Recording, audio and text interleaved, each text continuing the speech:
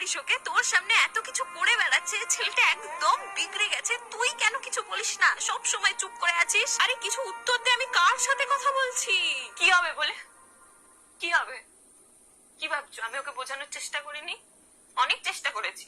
উল্টে আমাকে আরো 4-5টা কথা শুনিয়ে দেয়, আর সেখান থেকে অশান্তি, ঝামেলা। আর ভাল লাগে না গো, হাঁপিয়ে গেছে এইসবের থেকে।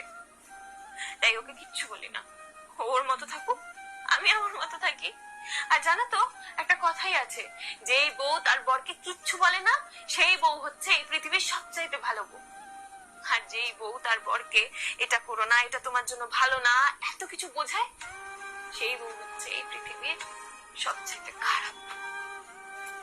বুঝিয়ে তো কোনো লাভ হয়নি, উল্টে অশান্তি হয়েছে। তাই এখন ছেড়ে দিয়েছি, ও ওর মতো থাকুক, আমি আমার মতো। আমি না হয় আমার বরের কাছে ভীষণ ভালো বউ হিসেবে একটা থেকে যাই। क्या के